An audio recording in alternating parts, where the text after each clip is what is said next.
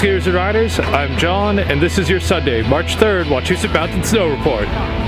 The snow yesterday was great, and it is looking like we are going to get some more this afternoon, but until then, we have bluebird skies and temps in the mid-30s with low winds out of the west. The grooming team took to the trails last night and took care of the mountain, giving us 25 open trails, and our 8 open lifts will get you to the top to get all your turns in. Today we have plenty of events going on for everyone. Over on Challenger, we'll have the Good Race going all day for your racing or viewing pleasure.